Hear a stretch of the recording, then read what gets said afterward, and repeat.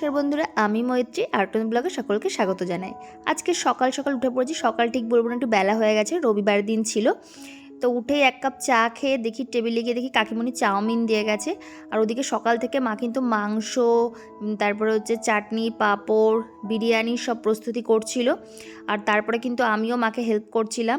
আর এই সব আয়োজনের একটা বিশেষ কারণ হচ্ছে, মানে আমরা প্রত্যেকবার ভাইফোঁটা সবাই একসাথে খাওয়া দাওয়া করি।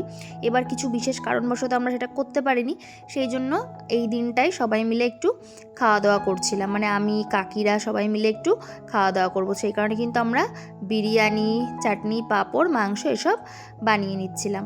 আর একটু তাড়াতাড়ি করছিলাম এদিন সকাল সকাল, কারণ এরপরে একটু আমি আমার বরের সাথে যাব মানে জগদ্ধাত্রী ঠাকুর দেখতে, হঠাৎই প্ল্যান। আর আমি জানো তো খুব চটজলদি এরকম ঘোরাফেরার মানে কথা হলে তাড়াতাড়ি খুব রেডি হয়ে নিই, তাই স্নান করে চটজলদি কিন্তু রেডি হয়ে নিয়েছিলাম খুব অল্প সময়।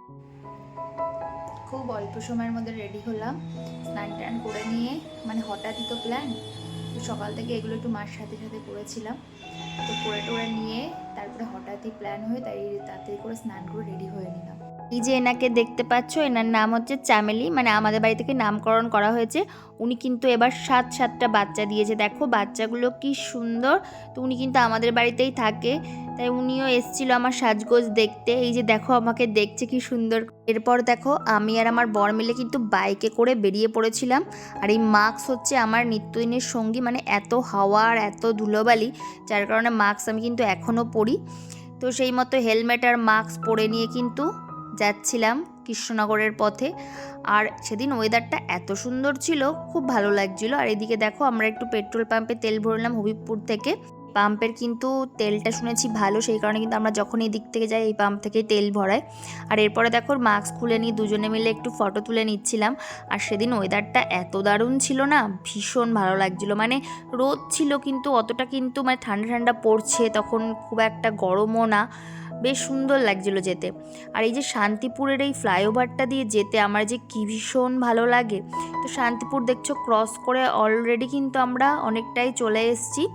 আর এই রাস্তাটা ভালো হওয়ার পর থেকে এত ভালো লাগে যে যেতে, আর দিনের বেলায় তো যেতে ভীষণ ভালো লাগে, রাতের বেলাও ভালো লাগে, কিন্তু রাতের বেলায় গেলে তো এই মানে সিনারিগুলো দেখা যায় না, সেই জন্য দিনের বেলায় যখন যায় আর এরকম একটা ওয়েদার পেলে তো কোনো কথাই হবে না। তো আমরা রানাঘাট বাইপাস হয়ে বেশি কৃষ্ণনগরে যেতাম, এখন যেহেতু এই রাস্তাটা ভালো হয়ে গেছে তো এখন তো এটা দিয়ে যায়। আর রাস্তা ভালো হয়ে যাওয়ার পর থেকে তো ভীষণ ভালো লাগে। তোমাদের তো আগেও বলেছি যে আমার বাইকে করে যেতে ভীষণ ভালো লাগে। আর এদিকে দেখো সব তাঁতের শাড়ি মেলা রয়েছে, মানে শান্তিপুরে ঢুকে গেছি আমরা, শান্তিপুর ক্রস করছি, এগুলো দেখলেই কিন্তু বোঝা যায়। সবই মোটামুটি ঠিকই যাচ্ছিল। এবার একটা কাণ্ড ঘটলো, আমার পেয়ে গেল খিদে। বলে না যে মানে মুখের ভাত মানে সামনের ভাত আর কি ফেলে রেখে আসলে যা হয় আর কি। মানে বিরিয়ানি বানানো হয়েছিল, তো মা অনেকবার বললো যে খাওয়া দাওয়া করে যা, অনেকটাই বেলাতেও বেরিয়েছিলাম। তো তখন আমি বলছি না আমার কি একদমই খিদে পায়নি, কিন্তু বলে না যে পথে বেরোলে তখন আবার খিদে পেয়ে গেছিলো, তাই আবার কিন্তু দাঁড়াতে হলো কৃষ্ণনগরে। যারা যাও তারা জানোই যে এই হোটেলটা মানে শঙ্করের হোটেল, এটা একদম বিখ্যাত। তো সেখানে কিন্তু চলে গেছিলাম, গিয়ে কিন্তু খাবার অর্ডার করে ওয়েট করছিলাম। ভাত খেতে বলেছিল, তো আমি বললাম না এখন আর ভাত টাত খাবো না। তো সেই কারণে কিন্তু আমরা তড়কা, রুটি এগুলো কিন্তু অর্ডার করে দিয়েছিলাম। আর কৃষ্ণনগরে গেছি সর ভাজা সরপুরিয়া খাবো না তা তো হতে পারে না, তো সাথে কিন্তু নিয়ে নিয়েছিলাম একটু সরপুরিয়া। আর হচ্ছে আমার না জানো তো রুটির সাথে মিষ্টি জিনিসটা ভীষণ ভালো লাগে, যার ফলে জীবনে ওয়েট কমাতে পারি না, কিন্তু খেয়ে দেই আমি বাঁচবো, এটাই হচ্ছে আমার রুলস। তো সেই কারণে কিন্তু খাচ্ছিলাম। এরপরে দুজনে খাওয়া দাওয়া করে কিন্তু আবার আমরা যাব ঠাকুর দেখতে। আর আজকে ছিল কিন্তু জগদ্ধাত্রী পুজোর নবমী, তো গিয়ে কিন্তু আমরা পুজোটাও দেখতে পাবো আশা রাখছি। আর এইদিকে দেখো এরপরে খাওয়া দাওয়া করে বাঙালি হলে যা হয় আর কি, একটু চা খেতে ইচ্ছা করছিল খুব। তো এই মানে যে পালপাড়া মোড়ে ব্রিজের নিচেই কিন্তু চায়ের দোকান আছে, সেখান থেকে দুজনে মিলে একটু চা খাচ্ছিলাম। আর সাথে আমি না চায়ের সাথে বিস্কুট খেতে ভীষণ পছন্দ করি, আর বেকারি বিস্কুটগুলো যে আমার কি ভালো লাগে। আমি প্রত্যেকবার বিভিন্ন দোকানে গিয়ে না বিভিন্ন রকমের বেকারি বিস্কুট খাই, তো সেই সব দিয়ে মানে চাটা খেয়ে তারপরে ঢুকে পড়েছিলাম কিন্তু আমরা একদম কৃষ্ণনগরের মধ্যে।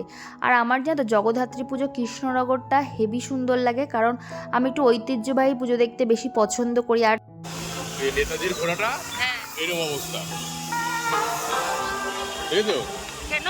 এই যে নেতাজির ঘোড়া নিচে। ও তাই তো, হ্যাঁ নেতাজির ঘোড়ার এই অবস্থা হয়ে গেছে। এই ভাই তো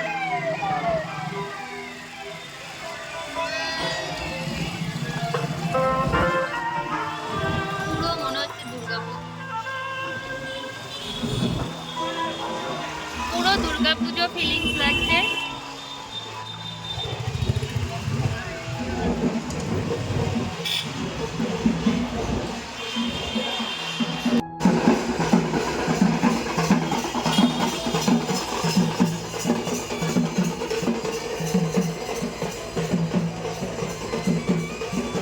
কিন্তু অষ্টমীও ছিল, আমি শুধু নবমী বলেছিলাম, অষ্টমী পুজো শেষ হয়ে নবমী পুজো শুরু হয়ে গেছিলো। তো সকালে কিন্তু অষ্টমীর অঞ্জলিও হয়েছে।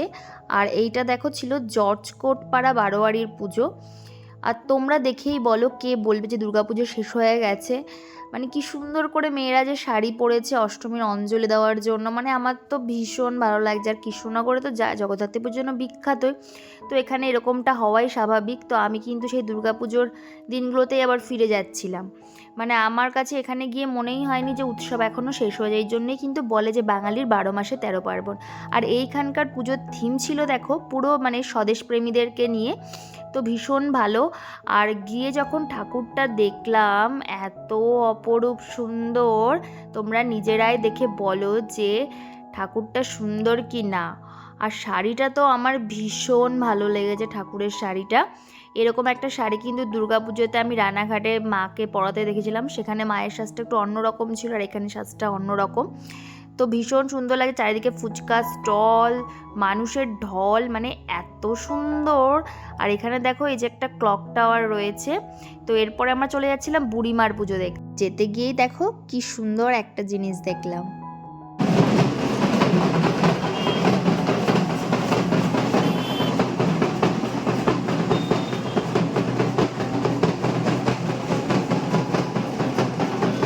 আর বুড়িমার পুজোর দিকে যাওয়ার পথেই দেখো কি সুন্দর সুন্দর শোপিস, তারপরে গলার হারগুলো দেখছিলাম। মানে দাঁড়ানো যেহেতু বেশি একটা সময় ছিল না, তাই খুব বেশি দেখতে পারলাম না, যেটুকুনি চোখে আর কি দেখলাম। মানে কেনার আশটা আর মেটাতে পারলাম না। আর এই যে দেখতে পাচ্ছ বুড়িমার এন্ট্রি গেট, তো ওই দেখেই বুঝতে পারছো যে মানুষের ঢল নেমেছিল। এখন তো কিছুটা কম হয়েছে, মানে কিছুক্ষণ আগেই আর কি অঞ্জলিটা শেষ হয়েছিল। আমরা কিন্তু বিয়ের প্রথম বছর এসে বুড়িমাকে পুজো দিয়েছিলাম, অঞ্জলি দিয়েছিলাম। আর এদিকে দেখো এই বাচ্চাগুলো কি সুন্দর শিব পার্বতী সেজেছিল। আর এইদিকে যাওয়ার পথে ডেকোরেশনটা কিন্তু ভীষণ সুন্দর ছিল। আর বিভিন্ন রকমের এই যে গলার হারগুলো দেখো কি সুন্দর, মানে ভেবেছিলাম যে কিনবো পরে ফেরার পথে, কিন্তু পরে আর এদিক দিয়ে ফিরিনি, তাই কেনা হয়নি। আর বুড়িমার এই কাছে যখন গেছি, মানে মানুষের ঢল দেখেই বুঝতে পারছি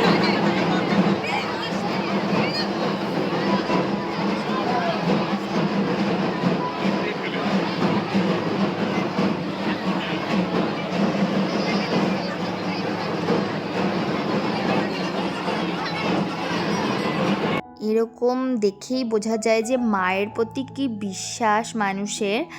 আর মানে যত সামনে যাচ্ছি মাকে তো দেখলে মনে হয় যে একভাবে তাকিয়েই থাকি।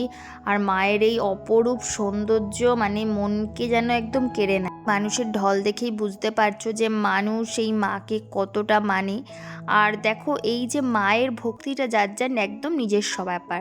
হ্যাঁ, যে এমন নয় যে সবাইকে যে পুজো দেওয়ার জন্য বা মানে সব কিছু মানে অঞ্জলি দেওয়ার জন্য যেতে হবে, অনেকে কিন্তু দর্শন করতেও যায়।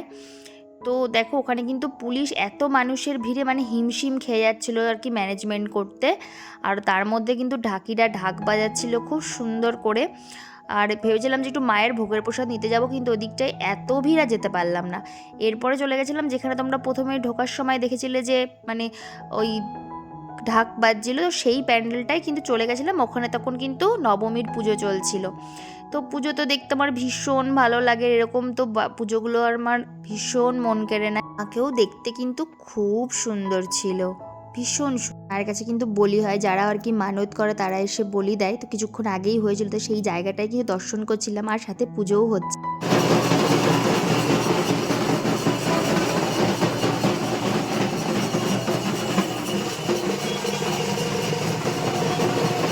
কিছুক্ষণ দাঁড়িয়ে পুজোটা দেখলাম। তো এরকম সুযোগ তো সব সময় হয় না, তো যতটা আর কি দেখে নেওয়া যায়।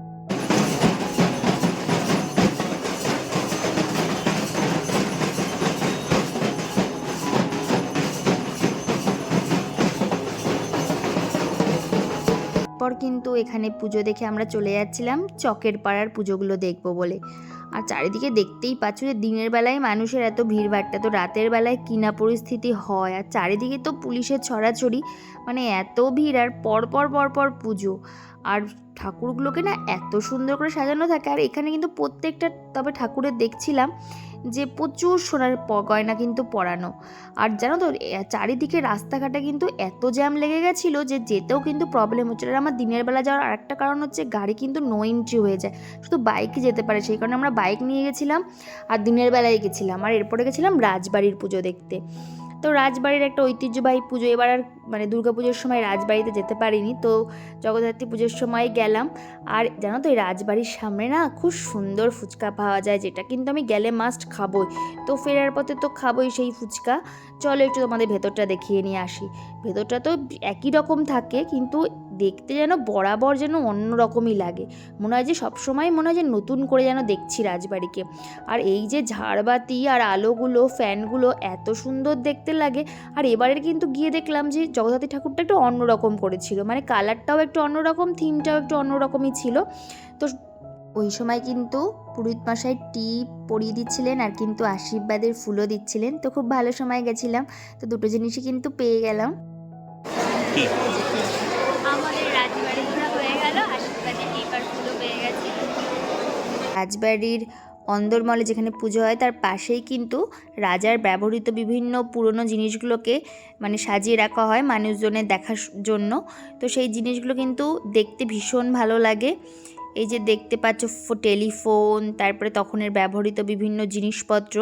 আর এই যে দুর্গা ঠাকুর, হয়তো এই দুর্গা ঠাকুরকে এবার পুজো করেছিল। এবার দুর্গা ঠাকুর আর কিন্তু জগন্নাথ ঠাকুরের কালারটা একই রকম হয়েছিল, মানে কমলা কালার, যেটা হনুমানজির কালার হয় আর কি, কিন্তু অন্যবার কিন্তু সাদা কালারের হয়।